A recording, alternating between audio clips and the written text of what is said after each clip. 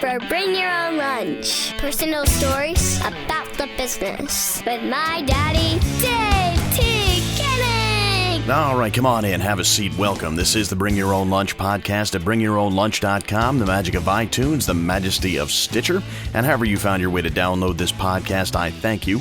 As you heard at the top, my name is Dave T. Koenig. I'm an actor, writer, director, producer, comedian, all-around swell dude. I'm freshly out of the shower. And of course, I'm the host of the podcast you're listening to right now. BYOL is the hashtag we use if you want to get involved on social media, facebook.com/bringyourownlunch. Follow us on Twitter at BYOL Podcast, on Instagram at Bring Your Own Lunch. And if you need a central location for all of that, we got you covered. You can go to the mothership, if you will. BringYourOwnLunch.com, where you'll find all the information about the guests on this program, past, present, and presumably future, as well as some fun extras if you want to check that out. And you can always send me a personal email, dave@bringyourownlunch.com.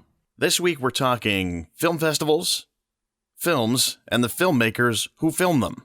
Now, ordinarily we might need a few guests to cover all that ground, but this week I've got a guest who handles all of that herself, and much, much more. Debra Markowitz, a.k.a. Debbie Markowitz to some. She is a producer, director, writer, casting director, and if that's not enough, she's also the director of the Nassau County Film Office, and is the vice president of the Long Island Film and TV Foundation, and her work with that allowed her to start, and is now director of the Long Island International Film Expo, which is a very large film festival in Nassau County on Long Island. So to break it down a little bit, she's a filmmaker. She's directed and written and produced many films.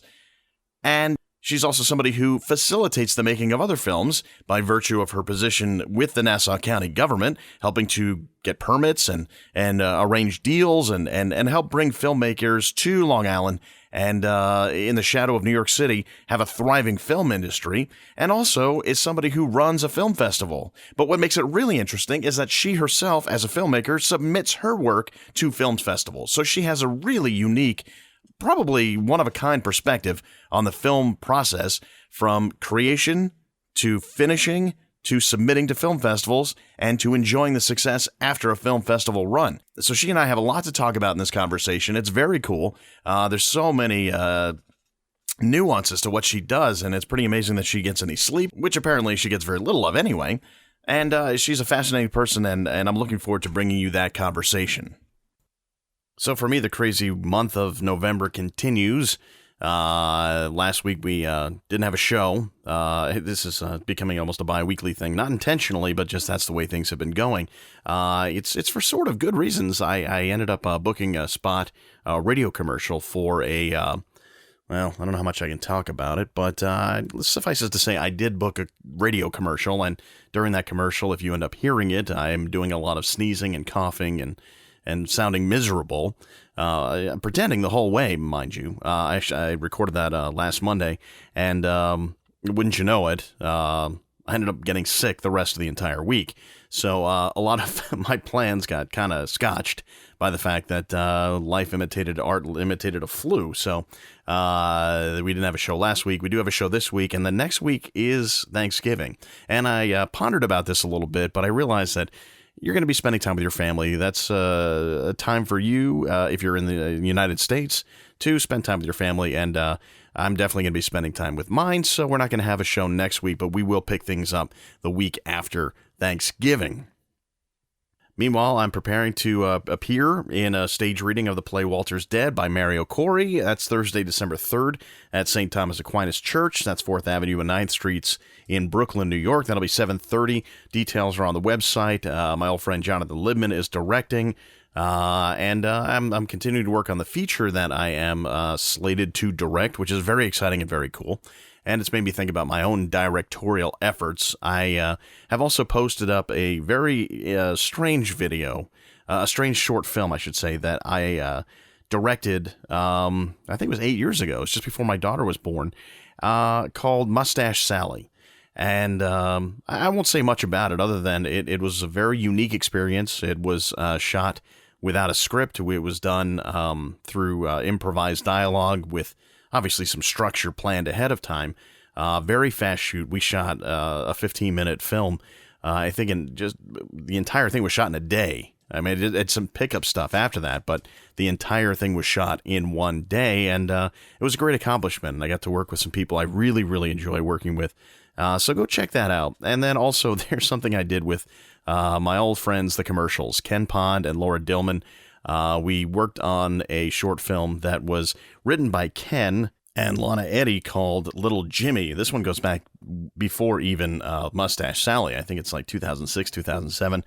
Very, very strange little film, but one I'm very, very proud of. And having gone back and looked at it, I realized that it's a really nice piece, and we had a lot of fun doing it, and it's creepy as all heck. So go check that out. That's on the website and the show notes for this episode. And for some more recent perspective, I decided to put something together for Ken Pond's birthday. I'll just put that up there without any further description. It's a little tribute to Ken Pond that I put up.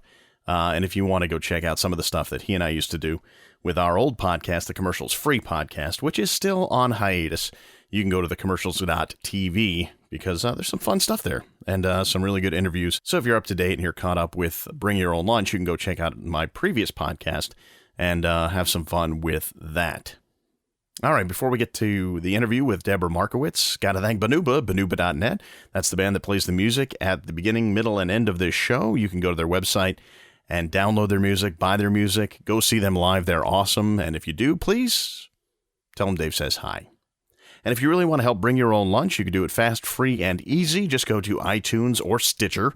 Possibly eventually Google Play Music will have a similar feature, but you can rate, review, and subscribe to this podcast. It would mean a lot to me, and it would certainly help us spread the word about what we're doing. And once you do that, go tell 10 friends or 100 friends, or heck, if you have 1 million friends, you probably aren't listening to this podcast. But nonetheless, tell somebody that what we're doing is good, recommend it to somebody, because there's a lot of great guests on this program who offer up lots of great information and insight and personal stories. I think it's stuff that you probably aren't going to hear anywhere else. So recommend it to a friend and then go on social media and hashtag BYOL. It'll make me happy. All right, let's get into it with Debra Markowitz, director of the Nassau County Film Commission, director of her own films, writer of her own films, producer of her own films, casting director of hers and other films. Long Island native? We'll find out. Here's Debra. Enjoy. You go by Debra professionally and Debbie personally, or because on Facebook you're both. I'm everything. That's why it's Debra, Debbie. Whatever Cover it is. all bases, so you respond to whatever. Exactly. Yeah, I think as an actor I have to learn to do that too, because people will just call you by your character name, and suddenly you are adopting a new persona for about 2 days, and then it's gone. Mm-hmm. You go back to being you. But as far as you're concerned, you wear a lot of hats. Tons. Yeah. What would you say would be your main one that if you had to pick one to introduce yourself to somebody with, what would be the one you say, this is what I do? That's really difficult because I think that completely depends on what situation I'm in. Okay, sure. If I am representing Nassau County, then it's the Nassau County Film Office. Mm-hmm. So those are basically for professional events during the day when I work with location scouts and whatnot. If I meet somebody at a different time in a filmmaker situation where I'm watching films, then I would be the vice president and one of the founders of the Long Island International Film Expo. Mm-hmm. If I'm in another situation, such as a film festival where one of my films is screening, mm-hmm. or at an event in the city or whatnot, where it's basically for filmmakers, then I'm a director, writer, producer, casting director, depending, because I also teach acting workshops. Yeah, I mean, it's kind of stunning when you sent me your, I guess, career rundown. It was like there's like 7 people here. So I'm so tired. Yeah. I can imagine. So let's sort of break it down a little bit. Mm-hmm. We're sitting in your office in Nassau County, in Mineola, the county seat of mm-hmm. Nassau County. Right. Where are you from originally? I am originally from Merrick. I've lived a couple of places in Nassau County, but I am now back in Merrick. So you're a Long Islander. I am a Long Islander through and through. What high school did you go to? I went to Calhoun. Calhoun, and that always kind of because I came from Manhasset. I've talked about it on this podcast. And our local school was Manhasset High School, and it was always strange to me when you'd hear of high schools named that don't have anything to do with a town. So where does Calhoun come from?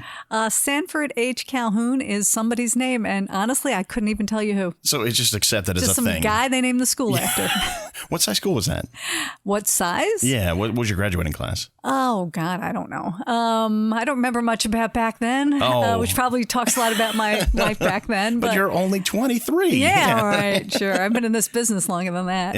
I couldn't even tell you. I think that even 1,000 would be huge. I don't think it was anywhere near that. Okay. Figure 3 classes, maybe 35 in each. I'm thinking it wasn't more than a few hundred per year. Yeah. All right. So I'm just getting a sense because there are other schools on Long Island like Sachem that have like 4,000 kids or something like that are huge. Yeah, that wouldn't be us. No. So we came from a similar background. Yeah. At what point in your life did film come into play? Well, that's kind of interesting because starting to think back, and every now and then I think back, and I remember like being a young child, and I want to say 7 or 8, and having my cousins over and my stuffed animals and basically directing them in these things I'd make up in my brain, never really thinking that was a thing. I wrote my first book when I was 6 years old, never really thinking that was a thing. Well, I just liked were you to write. A published author? No, okay, so you just not wrote published, a book. I just kind of... I illustrated it and wrote it. All right, because you can't have too many of these titles for your name. You cannot add any more. You're not allowed. Oh, I am an author too, but we'll get to that. Oh, see there. That was part of the thing you sent me. I know, but I didn't really do anything with this. I was in a few plays in elementary school. I was actually the mistress of ceremonies for something that was in junior high school, but then we went into austerity and that didn't happen. Oh, geez. We were supposed to do a play in high school, which I had a very large role for, but then they changed the play and I had a small role. And being somebody who was probably a little more full of myself back then, I went, oh, well, then I don't want to do it if it's a small part, which is the stupidest thing I can ever tell you, because that's how you get the bigger parts. But, that's right. At the time I was just like, well, they don't realize how good I am. So that's right. Well, you turned your back on the business because the business turned its back on you. Yeah, right. Yeah. And then I had gone to Nassau Community College and I studied drama, and I did that for either 1 or 2 semesters. And then I just realized, I got to make a living and I don't really think that I'm going to be able to do this. You seem to suggest that being an actor isn't a guaranteed paycheck every month. Yeah, I didn't know much back then, but I did think that. So I switched to business. Okay. I auditioned for a couple of plays maybe over the years. I took some acting lessons on occasion, but didn't really push it. It was just something fun to do.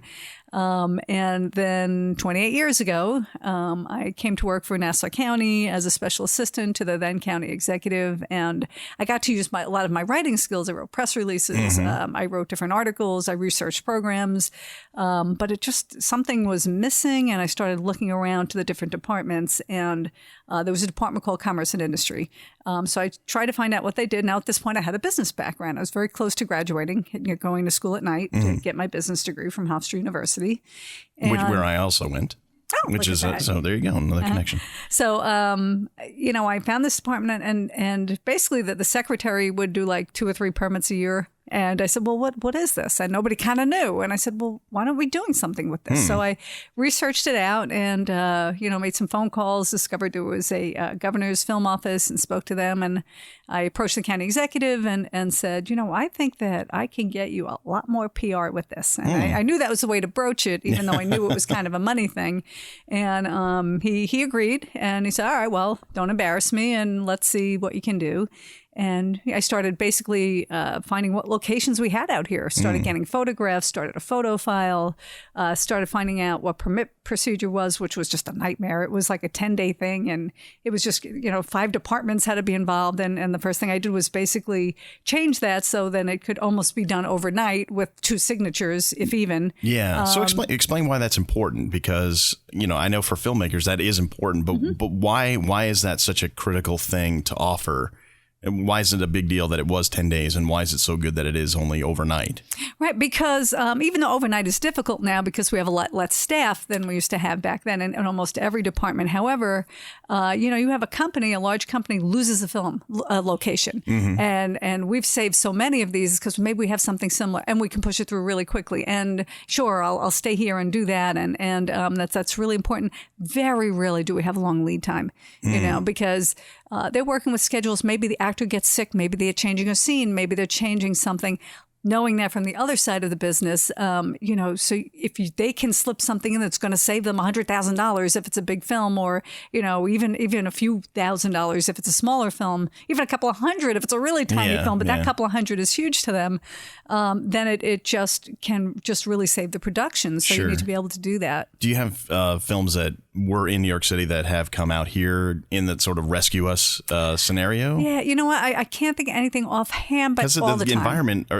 All the time. All the time. Okay, yeah, because Long Island, I'm sure people, if you not from this area, you're going to have a specific thought in your mind about what Long Island might look like. But it is very diverse. Oh, sure. It's got, big buildings. It's got, flat land. It's got beach. It's got a lot of variety to it. Yeah, we've got the mansions. I mean, for a long time, we've been basically New York's back lot because we do have everything else. Even if they have to shoot something in the city, and there's nothing else that looks like the city, they can come out here and grab the mansion, or they can come out here and grab the beach. And so we used to get all the overflow, the extra days. But now they're filming almost entire productions out here because we also have studios, which we didn't have at the time. When did the studios open up? Oh, I want to say 5 years ago, maybe. Where are they? There are two really big ones. The New York State qualified sound stages are both in Bethpage. They were both Grumman properties. One is still called Grumman Studios. The other one is called Gold Coast Studios. And they're huge. They meet all the qualifications to get the tax incentives for the program. They're very widely used, starting with, I think Pan Am was the first one at Gold Coast. I know Salt was the first one at Grumman. They had Spider-Man there, which took up both of the studios. They've had numerous commercials there. They've had found footage with Ethan Hawke, just a number of films. And Grumman has had... they had Peter Pan there. It had The Sound of Music there. Okay. So they're used quite a bit. And it's really interesting because I haven't grown up here, but I moved away. I wasn't even aware that they opened up those studios. So that's news to me. Absolutely. And I wonder how other people who were on Long Island would react to something like that, because it's really interesting. What has that done for the economy? Oh, it's been tremendous. I think we had a study last year. I believe they came up with about over $400 million in indirect economic impact that comes from the area. Because when they're filming here, yes, if they're spending money at the studio, they're also maybe spending money at private locations. Of course. They're putting their people up in hotels. The stars get the nicer hotels. Everybody else goes to the okay hotels. And of course, even though they have trucks, they're still doing a lot of catering. I think there was a story that at one of the bagel shops right by Gold Coast Studios, when they were doing Spider-Man, spent something like, $14,000 one morning for bagels. And wow. Yeah, it's just that's huge. A lot of bagels. Yeah, and then they have to have cars to transport. They spent millions of dollars just in lumber at Lowe's and at Home Depot, and it's just tremendous the money they spend out here. Yeah, what has that done for the colleges in the area that offer film programs? Is it trickled down to where you have students in the local area getting a chance to do stuff here on Long Island rather than having to go somewhere else to start working on things? I don't know that they take that many interns, to be honest with you. And the union is sort of a tricky situation because when you're in the union, you go wherever they tell you to go. Sure. So, for example, when they were doing Salt out here, shooting in Bethpage, while they put up the bigger people, they kind of left the smaller people to fend for themselves. And I got a call from some of the grips and whatever saying, you know what, we're not driving back to Orange County, every night. And can you get us something really, really cheaply? And I called up some of the hotels who gave me a price. I said, you got to do better than that. These are not the top of the food chain. And so they did. And then we ended up for several weeks, put these people up. So the unions are pretty much going to tell you where you're going if it's anywhere in New York. So right. I would love to say that it helped bring more people here, but the people that are here, the money, goes going into the tax base and whatnot. So it does help keep high-paying jobs here. They can stay in New York. Right. So you really do act as a liaison for things across the board. Oh, yeah. So, I mean, it seems like there wouldn't be any aspect of the business that you wouldn't have your fingers in. I think I've seen it all. I haven't been a DP and I haven't been a sound person, and there's certain things I haven't. I've never been a grip or a gaffer, but pretty much about everything else. You're the go-between between all those Just people and a hotel and a meal. Yeah, there you go.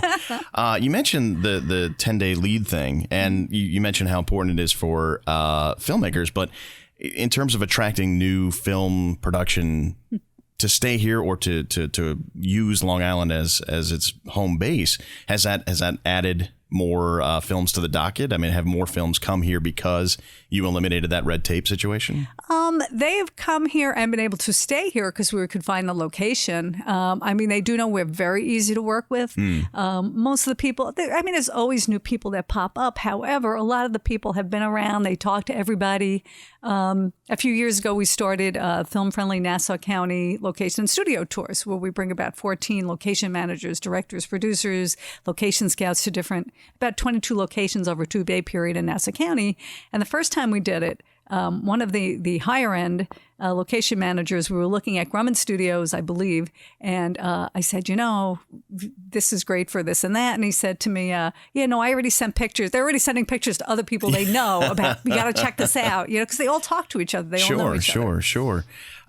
So that's this job in this office, right? But that's far from the end of the story. Right. So tell me about the film. I guess is it a film festival? Is film the Long Island International Film Expo? It's a film festival. Okay, yeah. Tell me about that. How that came about.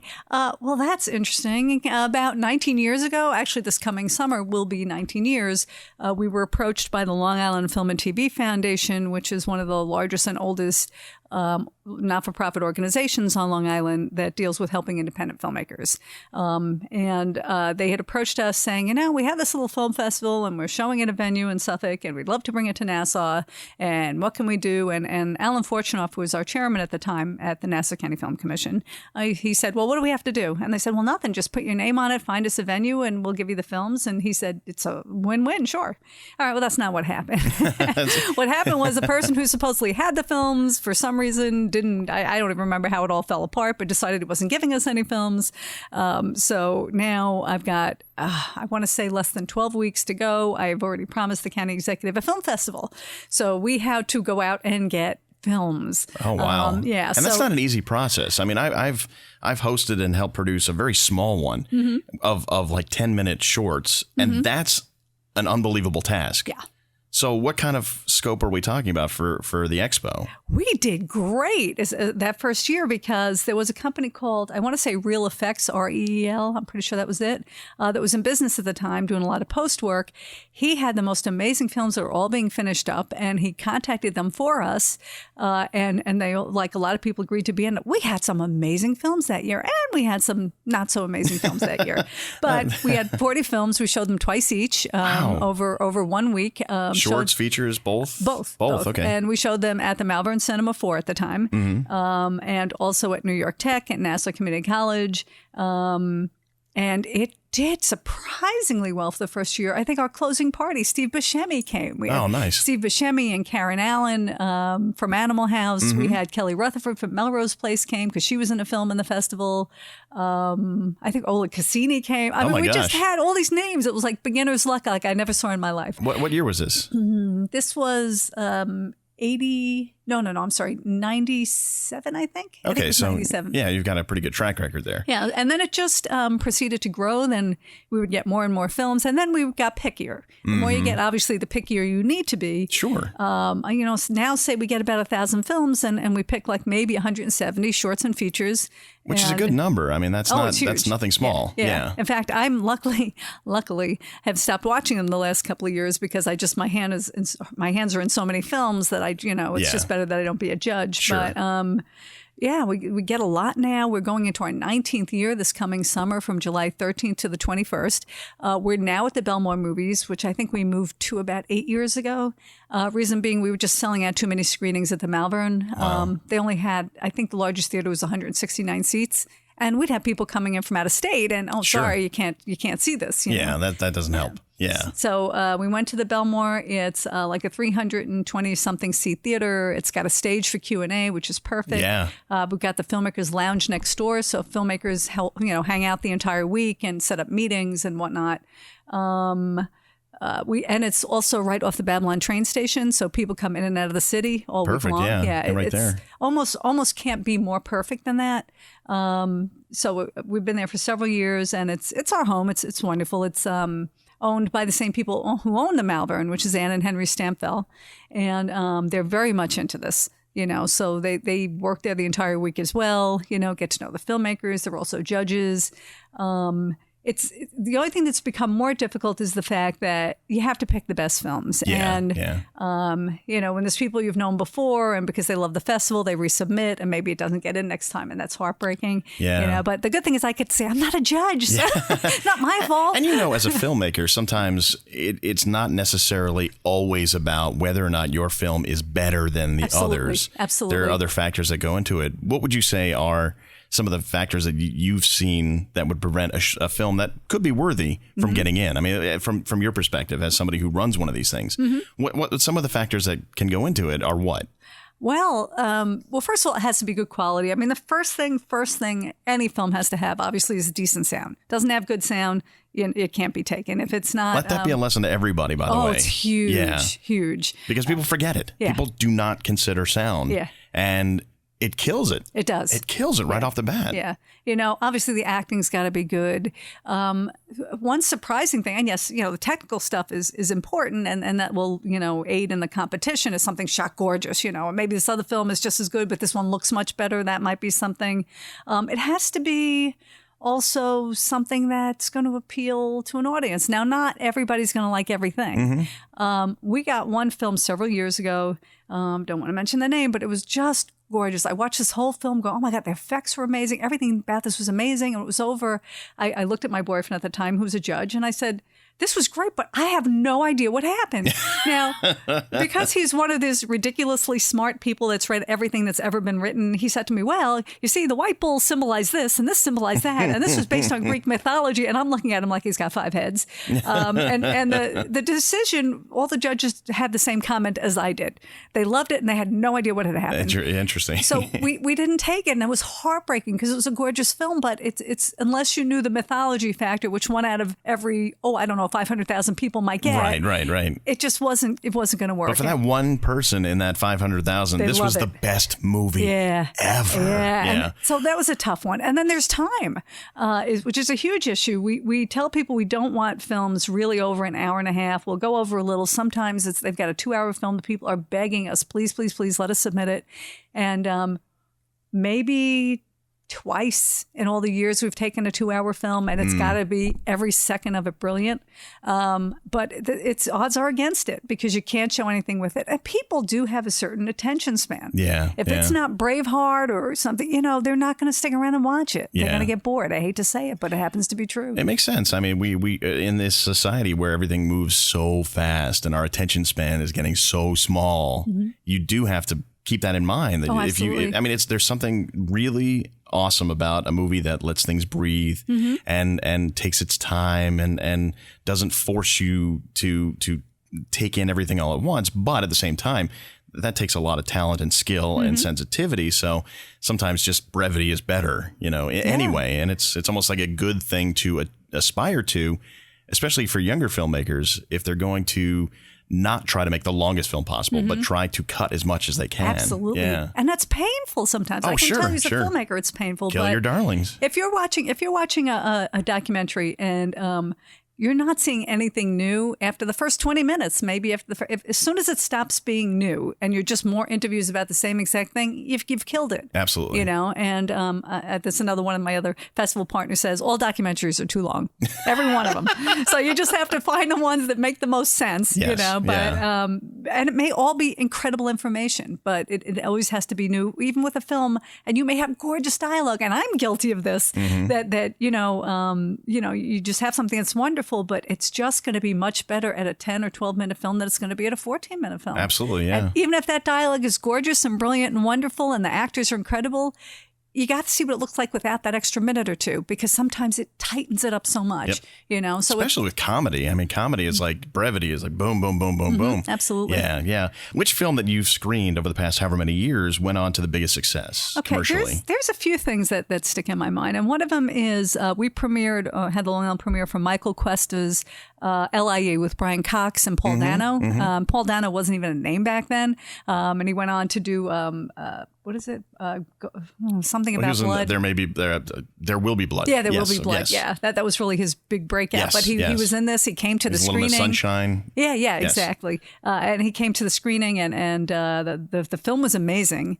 It shot out here on Long Island, and it was kind of a groundbreaking film too. Oh, absolutely. And not just because of subject matter or anything like that, but because of how it was produced. And I remember that. What do you remember about the production of that film? Were you involved as the head of the film department here, or did you get somehow mixed up with any of that? Or yeah, we helped. I actually helped Michael with a few things back then.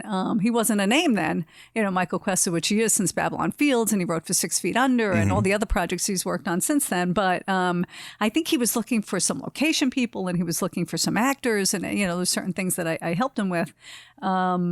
And then when he wanted to screen it and he had contacted me, I'm like, oh, yes. Or I contacted him. I don't remember offhand. But, he said, the only thing is if you want to see it, you have to go into the city and see. And he wouldn't send us a screener copy because he knew they were going to go into distribution very quickly. And I understand that. And I very rarely will do this, but I knew this was going to be a good film. And so I went into the screening room with Ann and Henry and watched it. And we were just in love with it, of course. And, they screened it. We gave them like a Friday night slot, of course. And it won at Best Film and I'm sure some other things. So that was a really big one for us. A critically acclaimed film. Yeah.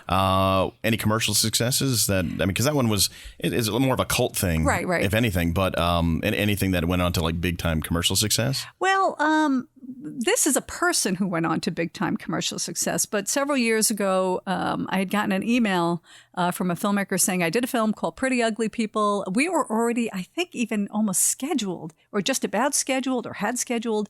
And, this guy was charming and wonderful. And please just take a look at it. Please just take a look at it. And we did. And there were some people who had gone on to be very big names since then. But I know Missy Pyle was in it. There was a few other people. And we really loved it. So we said, all right, well, let's just, move it in here. And I don't remember how we were able to do it, but we managed to get him a slot. The closing night party, the director comes in and who's just the sweetest guy in the world, comes in, with his backpack on his back. He's from Mississippi. He'd never been out here before. He's like staying like glued by my side. Like, okay, I just got off the train. Can you make sure I get back on? Oh, yeah. And he ended up winning Best Director. I think he may have won Best Film. Anyway, after this, I'll tell you, I get a call from his business partner saying, I just optioned a book and we really want to make it become a bestseller because we just, can you help me? I'm sure, Brunson, I'll do that. And so I posted it all over the place. I shared it, I sent it to my email list. Anyway, it becomes a book called The Help.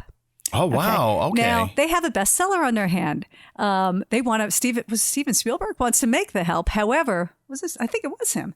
However, the only way that they'll allow him to get the book and the script is if they take Tate as director. Oh, wow. He'd never directed a big feature before. He'd acted in a lot of films, and he did Pretty Ugly People, but he didn't have the experience. But that was the only way they were going to get this, as if they took him. And his friend, it was Catherine Shockett, had written the book. And so he had made those arrangements with her. Now, the book may have become a bestseller anyway. It was wonderful, but without him pushing behind the scenes to get this read and get this seen and get all the reviews, it may just be sitting on. There's plenty of great books that are never published. Sure, absolutely. So now it's a bestseller. He parlays that off into directing the feature, which does really well. And Viola Davis and all the other people involved. And now you just can't find Tate. I mean, I can get to him through Brunson, who's his partner. However, he just became big very quickly. And then he did this Jackie Brown movie. Was it not Jackie Brown? James Brown movie. Oh, yeah. Yeah, a few years ago. And to me, that was just completely brilliantly orchestrated. Now, there was talent all the way. Sure. Even if there was gimmicks everywhere, it didn't matter. There was so much talent involved with this. So that was one of my most wonderful, happiest success stories, that he started with us. That's pretty cool. That's just the coolest thing. And then we had a movie actually just this past year called Wildlife with Bruce Greenwood is in it. I'm not going to remember a lot of the stars' names, but Frank Green was, I don't know if he might have been the director, but definitely one of the higher producers as well. And this was at the end of their festival journey, and he sent me an email, and I saw the trailer, and we want this. Yeah. And he sent it to us, and we all looked, and it became our opening night film, and now he's opening theatrically and whatnot. And there's been several things like that along the way, things that have ended up on HBO. Right. You know, a lot of people that have had success stories. A lot have gone on digital platforms, but we've seen one of our other favorite people is Rick Biber, who he came to us and with a movie called I think Crazy was the name of it. We all saw the movie. It became our opening night feature. We loved it. He came in for the screening, and we were doing some talking, and he would just love the festival, love the homey feel of it, just loved it. He goes, "You guys are like so authentic here." Well, I look as we're talking about things, something's clicking in my mind, and I'm not sure what it is, but and it had Ali Larter from Lost, and there's another actor whose name is going to escape me, but I want to take a detour for 1 second because I want to be fair to you because. Ballpark figure. How many films have you watched since the beginning of the Expo? Oh, thousands. I don't know how many. Thousands, easily. Which explains why you might be having trouble remembering specifics from one little film. Exactly. And I remember some of the older films better than I do the newer films because my head is saturated with all these. Sure. You know, but Rick sent us a film called Crazy, which we loved, and had somebody from Lost in it and some other shows. And something's just clicking as I'm talking to him. So I look him up later, and I'm surprised I hadn't done it before. And he ended up like one of the films that he produced and I think directed was like Flatliners with Julia Roberts. Oh my gosh, I know. I'm like, he's like somebody, and he's like so. Just so non-assuming. Yeah, down to earth kind of a dude. Yeah, and we just loved it. It's like, oh my God, he's like kind of a big deal here. And he's just walking in his jeans, and it turns out he went to Hofstra. Oh, and, all right. In fact, I was honored at Hofstra with the George Estabrook Award a few years ago, and I recommended Rick as the next honoree, which they took. Oh, cool. Because he's just so talented. And he since then, every couple of years, sends us a film. I think the last one was The Fifth Quarter with Andy McDowell and Aidan Quinn. Okay, sure. I'm just so talented and just the sweetest thing ever. That's awesome. When you have people who maintain that level of laid back and I'm cool with things, and they have success, it just makes it feel deserved. Mm-hmm. What were your favorite films that you showed? I mean, of course, Crazy was wonderful. Wildlife I loved. A lot of shorts that, you're probably really never going to see, but are just so incredible. Can we talk about that for a second? Because I've made short films, and I think there's a value in making them. Oh, yeah. Especially as you're building up to eventually maybe someday making a feature. Mm-hmm. What do you say to somebody who criticizes the idea? And I've seen it where they say, why make a short film? Make a feature film. They say it to you. There you go. What's your argument back to them? Okay. There's a lot of reasons for making a short film. One is first of all, how are you going to learn? Mm-hmm. I know people have gone right into features and lost a heck of a lot of money. I know somebody who ends up in a crazy house because it didn't turn out. He won a big award and he decided he was going to make a feature and hired all his friends to do it and his girlfriend. And he just ended up, he disappeared. And when I spoke to him, he had really ended up being put away because everybody robbed him and everything. Oh, wow. He didn't know what he was doing. And he just really was just heartbroken and bereft of everything. You know? And that was really heartbreaking. Sure. But first of all, how else are you going to learn? Yeah. All right. Second of all, when you can make a short and make a really good short, if you go to this festival journey, you're meeting a lot of people who could be very instrumental to you later. A short is also your calling card because besides everything else, I also do casting. I'm a casting director.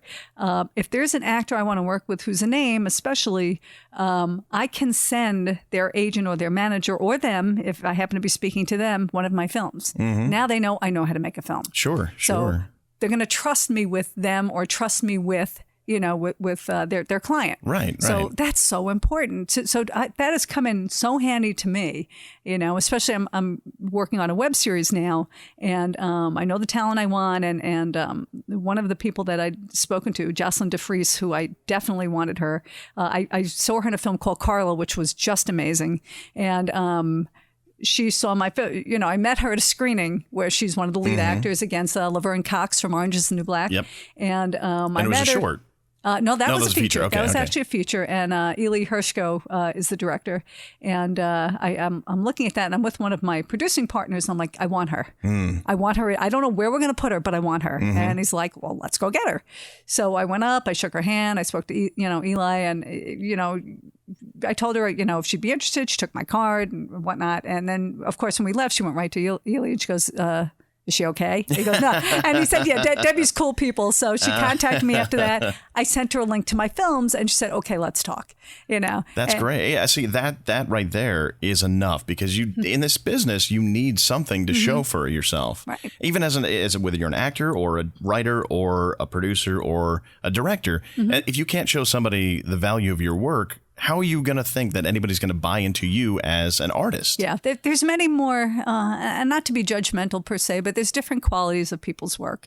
And everybody's work has value to someone, even if it's just to themselves. But if I've had people, I've produced way more than I've probably done anything else. I've only directed 3 things so far. The web series Couple of Guys is going to be the next thing, probably the next thing I'm going to direct. People have come to me to direct episodes of things that they've done because they've seen my work. That's how I prove what I can do. If also, because I wear so many hats, I have to really love something in order to take it on. There's no reason for me to cast something that I don't think is going to look good. There's no reason for me to produce something I don't think is going to look good. Right. So I'm going to want to check out who's involved and whatnot. And if it looks like it's something good and I love the idea, then okay, if I have time, then let's talk. If it's just not something they don't really understand. Now, you don't have, as far as I'm concerned, you don't have to go to film school to be a great filmmaker. But sometimes some of these people probably really should have, just to kind of get an idea that, yeah, it doesn't necessarily matter which camera, but if it really looks like it's in an old-fashioned VHS, it's probably, you need to up it a little, even if it's just a Canon. People done amazing work on Canon, 5Ds, 7Ds. On iPhone. Yeah, People make brilliant films on iPhone. Exactly. But you want to know that they get it. They understand what good acting is, that they understand, all kinds of things. If I was asked to direct a feature once, and they'd already hired all the cast. And I said, well, oh, yeah, no. And the script wasn't ready. And I just, it was a hard thing to do because I wanted to help this person. And I just finally, I said, you know what? We have to start November 1st. I said, yeah, but you're not ready. You're really not ready. And I finally said to her, I can't, in good conscience, I can't take your money because if you wait 4 months, I can make you a beautiful film. But this isn't going to be it. Yeah, that's not conducive to good work. Yeah, and I said, and just know that if I hope I do get to work with you, but understand I have to have final script approval or at least be involved with it. I said, and I got to be in every state of the casting, every stage of it. Of course. Well, these actors are good. You use them. I said, yeah, but that doesn't mean they're good for these roles. Right. Nor that you don't know that they're going to be good according to the vision you might have for that part. And a director's vision is really important. Yeah, I mean, the producer's vision is important. The writer's vision is important. Absolutely. But the director is going to be responsible for actually bringing that to life. Yeah, so. and that's my name. I mean, I've been lucky enough that pretty much everything I've worked on has had some success, and I've been very lucky with that.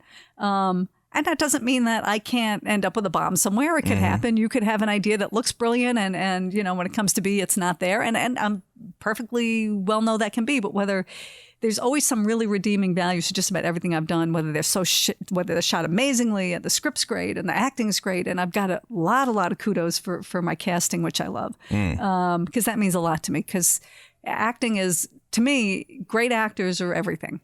I mean, you have to have a great script, of course. Yes. But in fact, maybe this is the one thing I'm guilty of, is I'm so focused on the acting that I need my DP to really keep his eyes on everything else because, I know where it's blocked and whatnot, but I'm so focused on them that it's like they could be the abominable snowman in the background. I probably wouldn't even notice them. But and that's interesting because there are some directors who are actors directors, and there are some directors who are cinematographer directors. Yes, exactly. So you definitely would fall on the side of the actors director. Yeah. I mean, the cinematography is important, but you so have to jive with your DP. The acting is important, but and I've worked with this young DP right out of college who's just brilliant, and he gets what I want, and we obviously talk about the shots beforehand, and always just at least the first 2 so far have been totally spot on for what I wanted. Great. And he's just gotten such accolades for that. And in fact, when he applies for DP jobs and they want to see what he does, he always asks if he can share the links for these 2 movies because, first of all, they were bigger budgeted than anything he'd done. And not that they were huge budgets by any means, but I made sure we raised enough money to have what we want and have names if we, Right. And post-production, I'm sure. Yeah. I mean, that's a huge chunk of the game that people don't, when they're starting out, really appreciate. Yeah. And it's so important. Yeah. What's your post-production process like? I mean, do you cut your films? Does somebody else cut them? I have somebody else do it. The way it works, and I pretty much have most of the same team for the last 3 films I've done. Because we work so well together. Basically, we shoot the film. Mark, who's my DP, will color correct it, which is amazing. Yeah. My editor, Rob LaRosa, who's also my sound person, he will first do his first version of what he thinks the best shots are. Then we'll look at it and we'll say, okay, what else do you have? Can we switch this? Can we switch that? And I'm a huge believer in collaboration. I mean, my answer is what goes. However, everybody has different insight. I might get something that 10 other people and go, what the heck was that? And so then I have to decide, is it important enough to me that it needs to stand or not? One of my other producers, for example, on Leaving, one of my other producers, he loved the script. Everybody loved the script, but we're going over literally line by line, page by page. And somebody said, well, what does this mean? What does the contract mean in this context, in this one line? And so I explained it to them like, we don't know that. And then my other producer's going, what? How do you not know that? This is great. And I decided to take it out. And the other producer was not happy about it. And I said, look, we got 3 other people here who have no idea what this means. And to me, it's not that important to the story that word be in there. It's not your hill to die on. Yeah. And then there's times where, they've said, no, it won't work. For example, in By Blood, which we just did, which just finished being edited. It's being scored right now. There was something that I had 4 people. No. My AD, my DP, my whatever. I'm like, you're wrong. You're wrong. It's not that you're wrong, but I'm like, no. It just wasn't working for me. And I was really unhappy. And I'm losing sleep over this because this isn't working. This needs to be my best film ever. Why isn't this working? And so I did something I don't generally tend to do, but I went to 3 other filmmakers that I know and very, very much respect. Didn't tell them. I said, look, I have some issues with the ending. I want to know what you think. And they watched it. They all pretty much came back with everything I felt. And so I said, okay, I know I'm right. And so I made them switch a bunch of things and they sort of, well, that kind of works. That kind of works there. That's really hard to do, isn't it? Because I know for me, I get stuck in that process of thinking this is my work.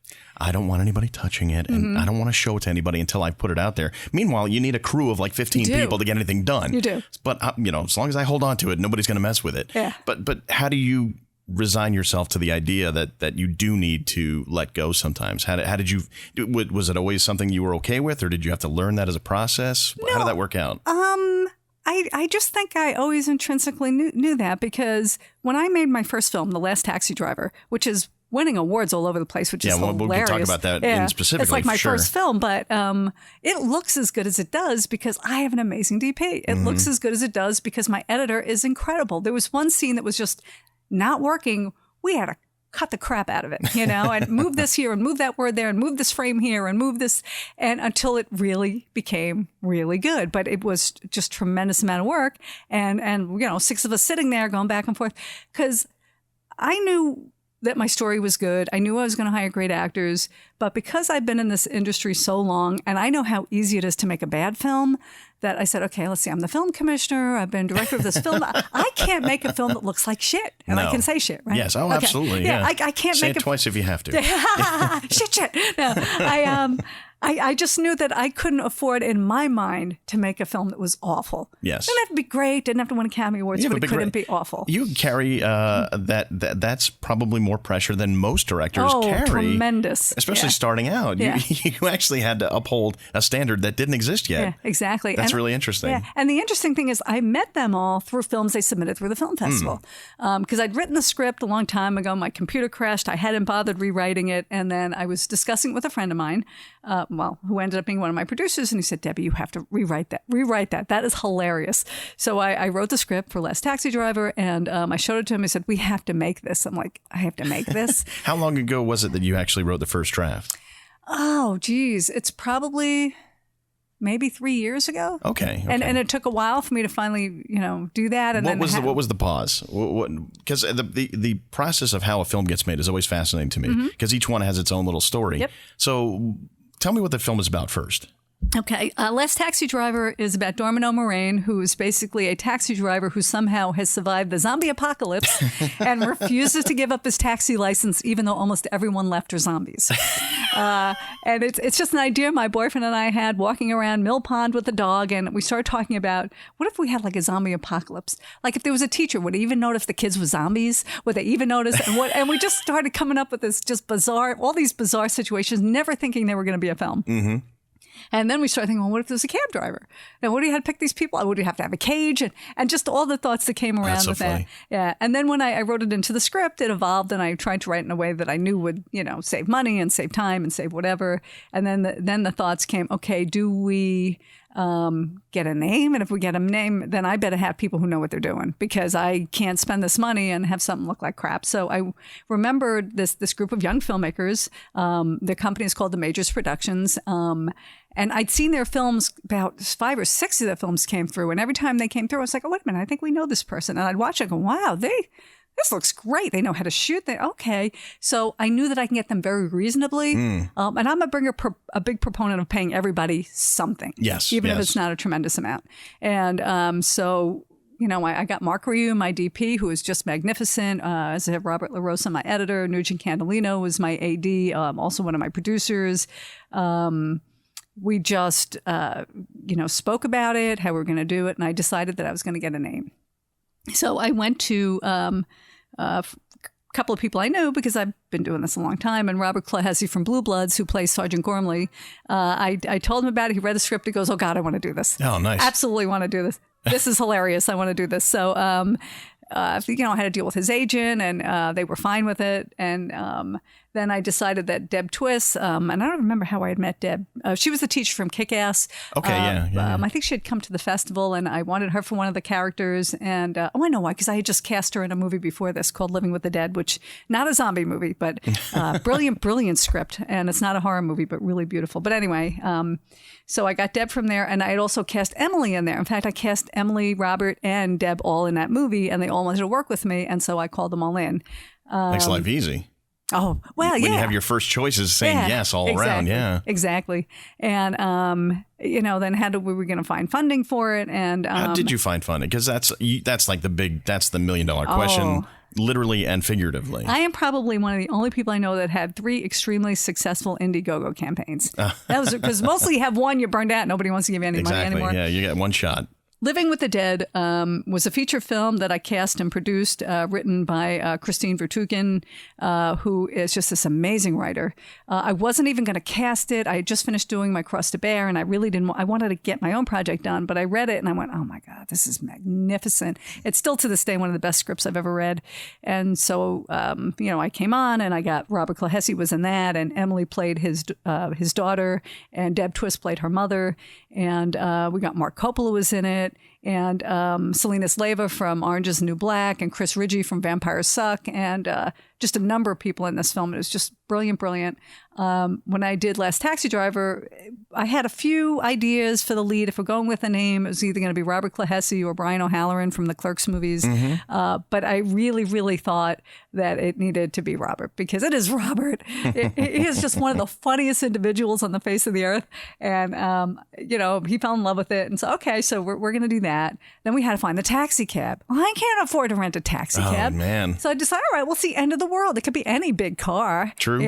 So I just started posting stuff on Facebook, and somebody offered their car, and it was big enough that we could have the 2 actors on one side of the car, my sound person on the other side, holding the boom mic, and my DP, because he's a smaller guy, and he's sitting in the front seat curled up with the camera as they're doing the driving shots. And I kind of had to trust him for that, because I couldn't watch it. I couldn't fit in the car too. Sure. There was one point we actually had Mark in the trunk. Well, so when Clahesi opened it, he was filming him from the POV of him opening the trunk. But anyway, Living with the Dead, as far as raising money, was a somewhat easy sell, because I was so passionate about it. And You'd kind of gotten a lot of career collateral by that point that you could cash in. Yeah. And plus the story, it was about an 18-year-old girl whose 19-year-old boyfriend kills himself.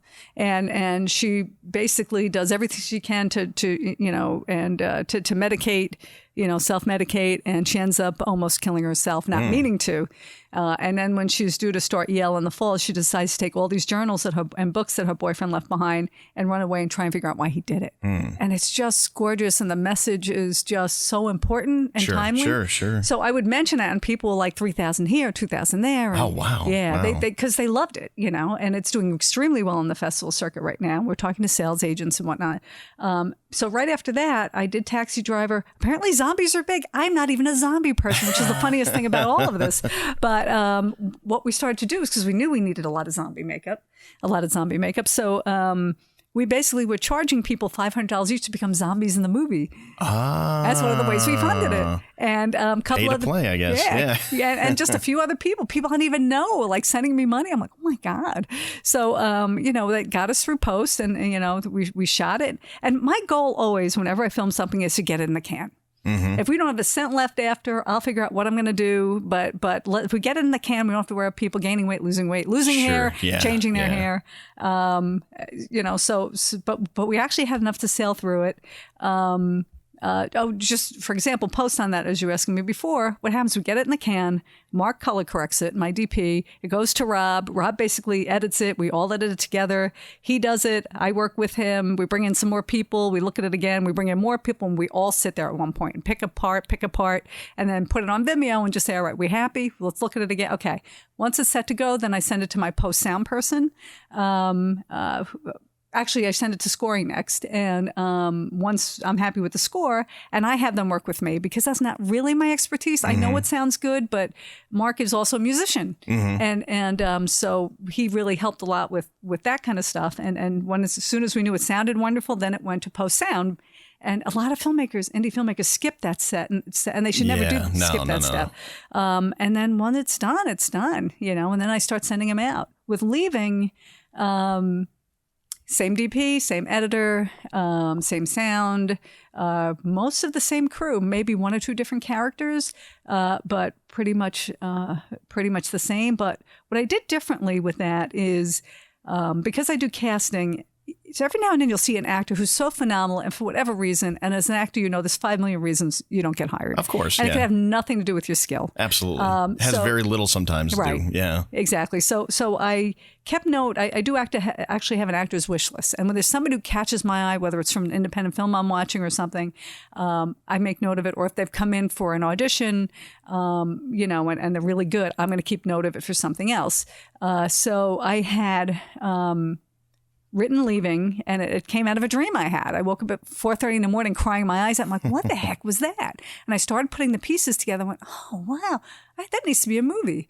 So by 7:30 in the morning, I had my first draft. Wow. And I sent it to an actor. His name is Joseph Halsey. He did a lot of SVU. I saw him in an independent film in 2008 that we had called The Maltese Murder Mystery.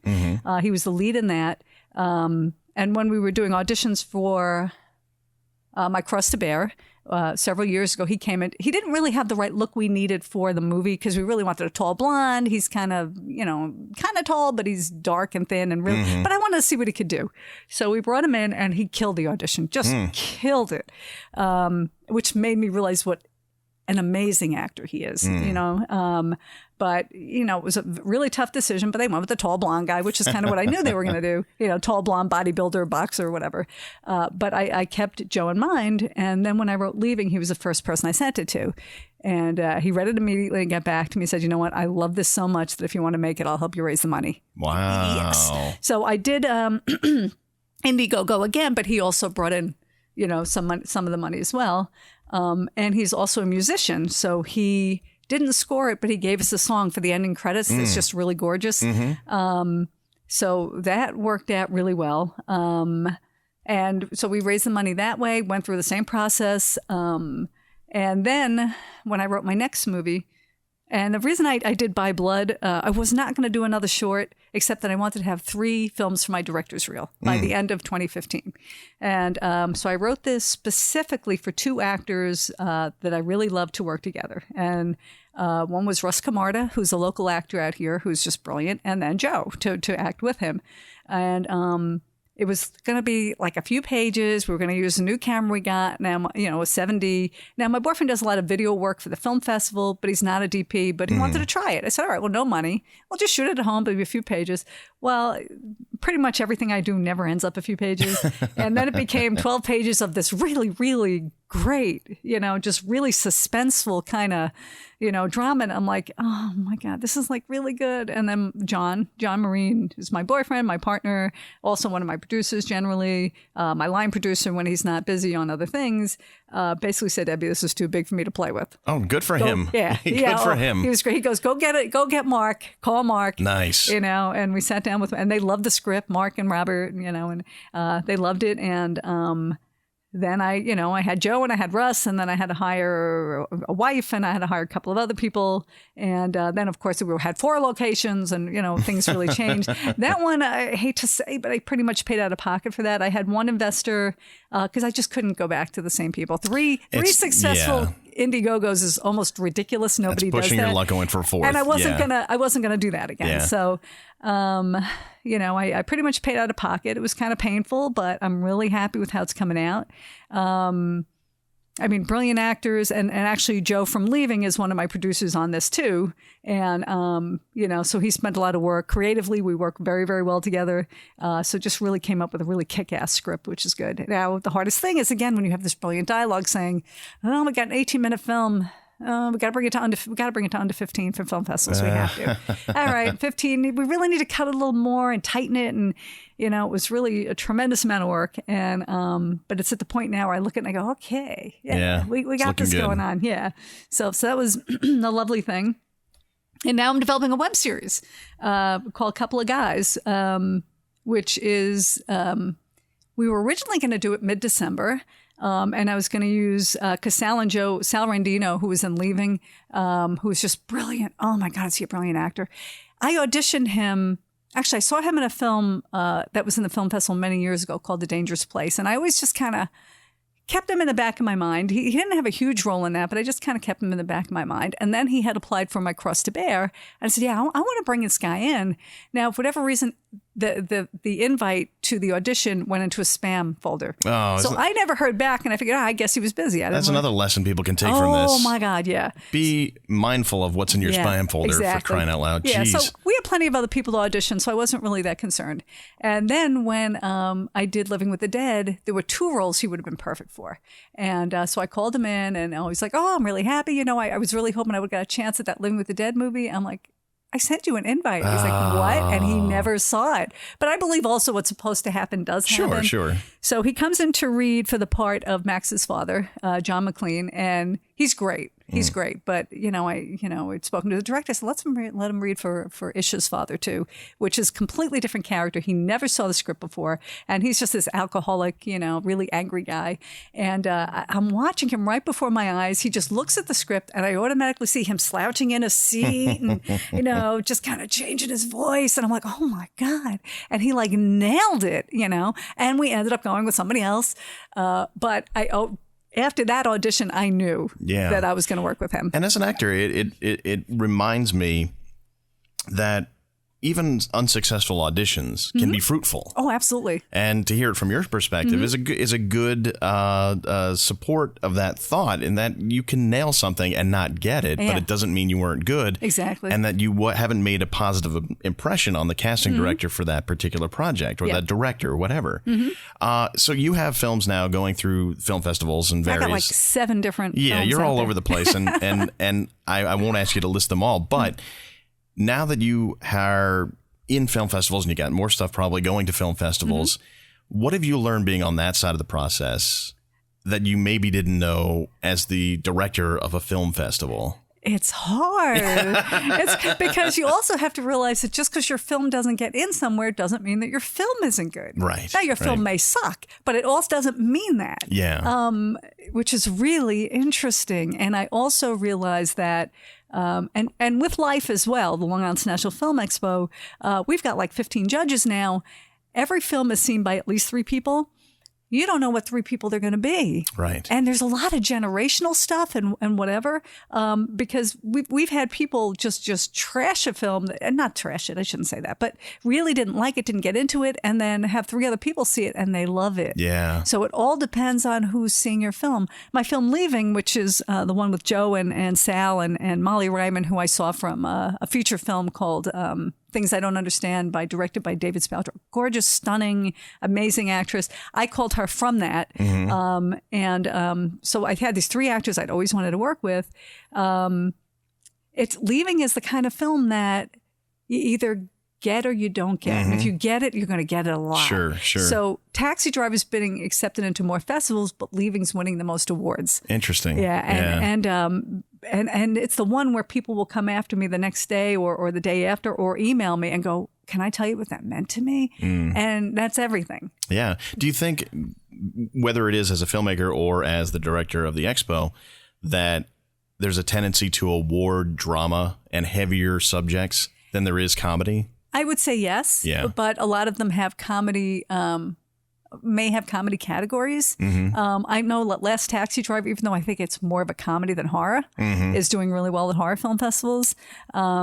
I was just at, at the Northeast Film Festival a few weekends again in New Jersey, Leaving won for Director's Choice for Best Film. And Taxi was there too, and they loved it, but Leaving was the one that won. And just this past weekend at the Atlantic City Cinefest, Leaving won for Best Director for me, for Best Short Fantasy category. And then Molly Ryman, who's just gorgeous and stunning and just ridiculously perfect. And her skills are just beyond anything that I think I've seen before. But she won for Best Actress, in a short fantasy film. And she never won anything before. She was nominated for Best Actress at Northeast. And then Taxi Driver won for Best Short Horror. And then Robert Clahesi won for Best Actor in a horror short. So, they actually awarded both, which was great. Sure. Because otherwise, you're right. I think sometimes they do go more for drama. Yeah. But Taxi will go places Leaving couldn't, like Coney Island Film Festival. Shows great films, but they're very quirky. Taxi fit in there very well. Taxi's just got accepted to Fangoria. Wow, which is huge. Yeah, sure. It's huge, and I'm like, I don't even like horror films. And that one's going everywhere. It's going to be in Big Apple in a couple of weeks. That's great. And just got accepted also to the Williamsburg Independent Film Festival as well. So that's really making the rounds. And one of the things I realized being on the other end is how expensive this is. Yeah, so it is. I know people are in hundreds of film festivals. I'm nominating a few handfuls, not nominating, I'm entering a few handfuls because I can't afford it. Yeah. So I have that understanding. I have, not that I didn't love filmmakers before because I always did, but I know how hard it is. And I know when they ask for waivers, it's not just because they're being difficult, it's because they can't afford it. Yeah. Some can, and but the first thing that would happen after we go online with the Long Island International Film Expo is we get 5 million people asking for waivers. It's like, guys, you don't realize how many months of our life we give up watching these films. And even though nobody gets paid, it's all volunteer. It's just, it brings some money in, which helps run the film festival. Sure. But now I understand sometimes it's not just that's what you do. It's because they just can't afford it. Does it increase your sensitivity towards fellow filmmakers? Oh my God. Yeah. Because I know I made the mistake when I first made these films that I submitted to all the biggest film festivals. And people tell me, don't do that. No, I'm gonna do it. I feel good about this. Well, of course, I didn't get into any of them. I'm talking Tribeca. I'm talking, and just like the ones that get like 30,000 submissions. Oh, man. Yeah, and so now I'm like, I suck. What am I doing? I'm never making another film. I was so depressed. You sound like an actor. Oh, right, exactly. And I'm like, I'm so depressed because I'm awful, and everybody knows, and I can't. And I spoke to a couple of my filmmaker friends. Said, Debbie, look for newer film festivals, look for smaller film festivals. And I started doing that. And like every week, I'm getting another acceptance somewhere else. You don't know who the 3 people are who saw your film. Right. I mean, I was also in the running for a pretty large film festival. This is New Jersey International, I think. It's one of the big ones. It was Academy Award nominating, I think. And leaving... Taxi was thrown out right away, but Leaving was right up there in the final judging stages. Oh, wow. And they told me, okay, you have to get this, you're right in the, and then it didn't make it. And I'm like, that's it. I suck. I'm terrible. I'm terrible. Which I go through this. I have this thing. I'm wonderful. I'm brilliant. I suck. I'm terrible. Why would anybody talk to me? You do have an actor in you. It's awful. It's awful. So you've lived here your whole life. You are entrenched in the Nassau County film business. Sell me on why Long Island is the best place, or Nassau County specifically is the best place to shoot a film. Okay. Well, first of all, we have an extremely film-friendly county executive in Ed Mangano. Very much supports the industry. If he can do anything to help, he's always there.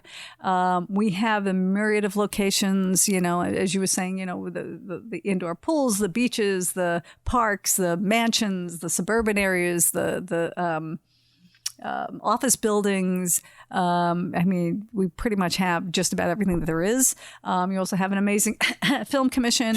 And, when we can push permits through, then we can do that for you. And we've saved a lot of films that way. We have the contacts for all the different villages and towns and whatever. And so we can try and pave the way if there's any issues there. And we try and find the places that go to. Now, some villages start charging too much, but we're going to probably you can ask us and we're going to send you somewhere that doesn't, And there's always a correction somewhere. A village thinks they're going to balance their budgets on the back of the film industry, and then they lose all their business, right. And then they go through a correction, a year later or whatever. But, it's just... and we're close to the city, which is huge if you have to do something in the city. And we have the sound stages and the studios, which is really huge. So basically, I think it's the film friendliness of the area and our proximity to the city are probably the 2 best things. When Royal Pains films out here, which it had filmed out here quite a bit, a lot of times they're shooting here for the Hamptons because they don't want to spend the time to go out to the Hamptons. Yeah. Okay. And the other thing is that we're in the studio zone. Now, depending on the union, we're like 30 to 35 miles outside of Columbus Circle, and anything that's in that circle is a report to location. If you go outside that circle, you have to pay the time it would take for this person to go from Columbus Circle to the location. Oh. So you can be spending 2 hours of time that you haven't even paid these people for. These people haven't even worked and you're paying them for that time. So if you can stay in this area and you're in the zone, you can save a lot of money. Wow. So that's another thing. Wow. Then the other thing, too, is the New York State tax credit, which came into place, 6 years ago. But if you fit the criteria for the tax credit, you will get 30% of all your below-the-line tax cost, 30% of all your below-the-line costs back. Okay? Now, what that means, if... once you pay your taxes, you're not actually paying the taxes on this. You're getting a break on this. A tremendous amount. You can save millions of dollars if this is a big project. Hundreds of thousands if it's a smaller project, And that's been huge, for filming it in New York. Sure. So you have that with us, but of course that applies everywhere in New York. So we pretty much, nail that all.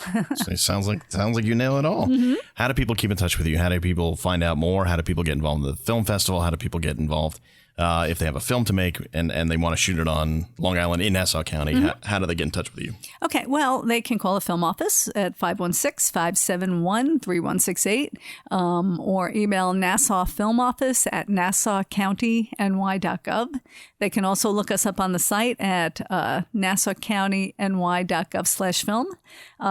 Most of the people who we work with, not all of them, but most have worked with us before. They know us. We've been on the map. We're outside of New York City. We are the busiest film commission in all of New York. So people know us. But new people, that's how they would find us. As far as the film festival, if you go to longislandfilm.com, that will take you to the Long Island International Film Expo. And we're accepting submissions now, actually, and we're still in early bird submission.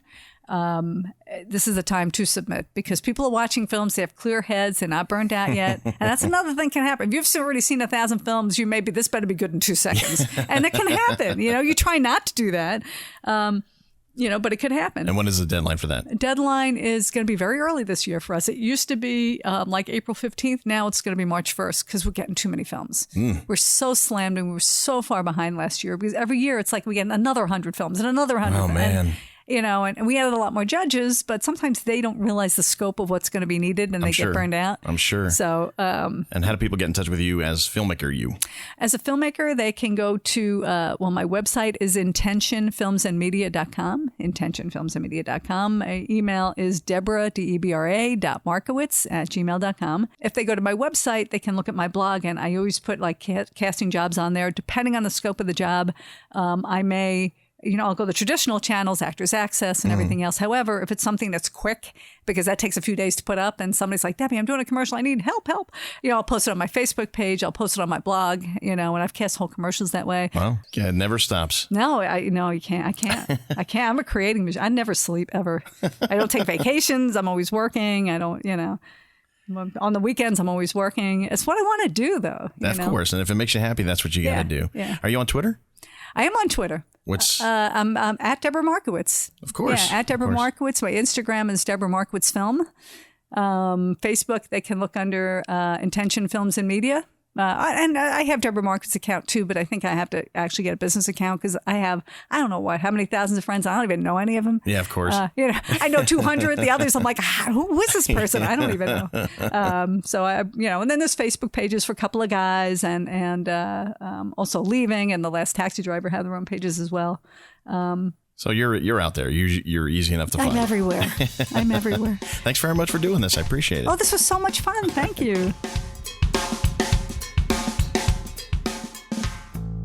That's Debra Markowitz. Deb Markowitz, if you will. A cornucopia of information about the film industry, especially as it relates to Nassau County on Long Island. Just tremendous stuff. I don't know there are very many people in the film business at all who have the same perspective that she has. So that was a rare treat to hear what it's like to sit there at the head of a film department for a municipality, as well as the founder of a film festival and somebody who creates films to submit to film festivals. So that was really, really unique. And I think that was really great for her to spend some time and chat with me and share all that information with you. If you want to keep in touch with Debbie, she's all over the place. I can spend a week just listing where she's located, but I'll give you the basics.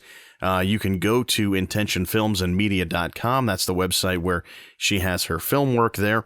You can also visit nassaucountiny.gov/film. That's the Nassau County Film Commission. If you want to find out more about LIIFE, the Long Island International Film Expo, you can certainly check them out at longislandfilm.com. Thanks to Debbie for hosting and inviting me to your office and for sharing all of that with everybody, because you're doing a lot of great stuff for people who make great films. All right, that about does it for another edition of Bring Your Own Lunch. Glad you can join us. Thank you. Also, thanks Banuba. Banuba's playing that music you're listening to right now. Go to their website, buy their music, download their music, go see them live, tell them Dave says hi. And don't forget to go to our website, bringyourownlunch.com, where you'll find out all the information about the guests on this program, past, present, and presumably future, along with some really stuff you can't find anywhere else unless you really dig. But you got all those films that I'm posting up from my own history that are fun to check out. And I invite you to let me know what you think of those things. So go to the show notes for this episode.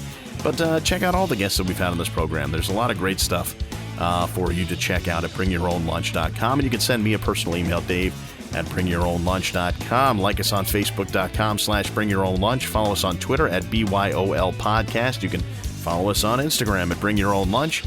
And if you have a moment, please, and you want to help us out, go to iTunes or Stitcher, rate, review, and subscribe to Bring Your Own Lunch, and then tell every friend you've ever made to listen as well, and hashtag your social media posts about it, BYOL. I would love to see you reach out to us that way.